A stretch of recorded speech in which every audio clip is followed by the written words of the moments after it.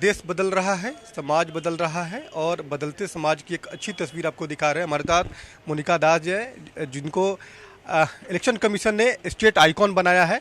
सबसे पहले तो आपको बधाई, इतनी बड़ी अचीवमेंट। Thank you. और आपके चैनल से जो भी मुझे देख रहे हैं उन सभी को मोनिका दास का तहे दिल से धन्यवाद, क्योंकि आज मैं इस मुकाम पे हूँ तो आपके प्यार और आशीर्वाद के बदौलत ही हूँ। इससे पहले भी आपने जो है पीठासीन पदाधिकारी की भूमिका निभाई थी और अब जो है स्टेट आइकॉन बनाना कितनी बड़ी जिम्मेवारी है आपको।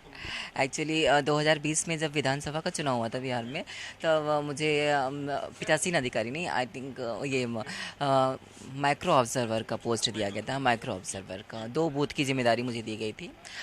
तो मैंने उसे बखूबी निभाया था। इनफैक्ट उससे प्रेरित होकर मुझे कुछ 1 महीने पहले सर का कॉल आया था इलेक्शन कमीशन से कि हम लोगों ने ऐसा कुछ प्लान किया है, तो आपके सपोर्ट की ज़रूरत है। मैंने उन्हें कहा कि इसीलिए इससे बढ़कर मेरे लिए और क्या हो सकता है कि बिहार में अगर स्टेट आइकॉन के तौर पे मुझे अपॉइंट किया जाएगा तो it's a very good thing for me. इससे पहले जो है पंकज त्रिपाठी, मैथिली ठाकुर, मनोज बाजपेयी, इतने बड़े बड़े सेलिब्रिटी जो है इनको स्टेट आइकॉन बनाया गया था और आज आप इस मुकाम पे पहुंच गई है। कितनी बड़ी उपलब्धि मानते हैं? हाँ, एक्चुअली सही में, क्योंकि इससे पहले तक जितने आइकॉन रहे हैं बिहार के, बहुत बड़े बड़े दिग्गज लोग रहे हैं। हाँ, तो एक कॉमन पीपल, एक कॉमन बैंकर, इनफैक्ट जो मैं केनरा बैंक में हूँ, तो मुझे प्राउड फील हो रहा है और मेरे पूरे कैनराइट्स को, पूरे केनरा बैंक के फैमिली को बहुत प्राउड फीलिंग हो रहा है कि हमारे बैंक से एक चुन के सामने आई है पूरे बिहार को, जो रिप्रेजेंट करेगी इलेक्शन कमीशन के तौर पे जहाँ से चुनी गई हैं।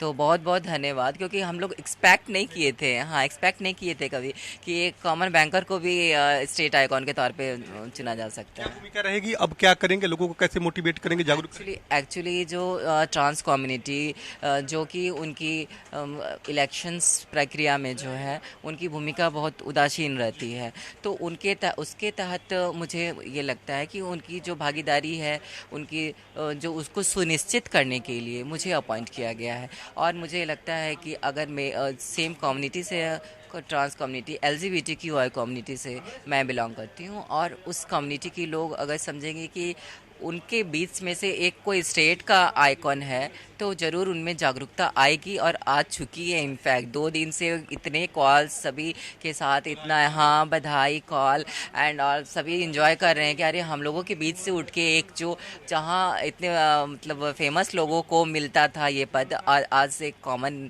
वो भी ट्रांस कम्युनिटी से। आप भी काफ़ी फेमस हैं, आपने बड़ा मुकाम हासिल किया है। मोनिका जी, थोड़ा सा आपके बारे में हम जानना चाहेंगे कि ये बताइए कि कितनी परेशानी का सामना करना पड़ा, क्योंकि समाज में अभी भी ऐसे लोग हैं जो उनकी दृष्टि हे दृष्टि से देखते हैं इस समाज को।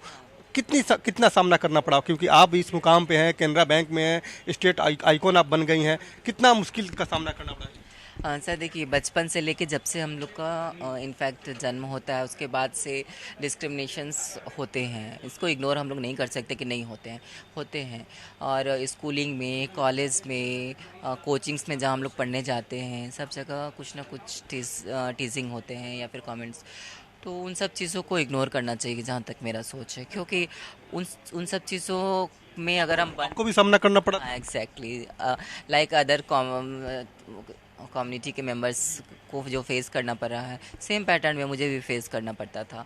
तो मुझे लगता था कि आज ये, कभी कभी लगता था कि मैं कुछ कर लूँ, या फिर इस तरीके से कि मेरा जन्म क्यों हुआ, इस तरीके से बहुत बार ऐसा स्टेज आता था कि जब मुझे फील कराया जाता था कि मैं अलग हूँ, मैं डिफरेंट हूँ, नॉर्मल समाज में मुझे स्पेस नहीं मिल सकता है, जगह नहीं मिल सकता है, परिवार में जगह नहीं मिल सकता है, समाज में जगह नहीं मिल सकता है।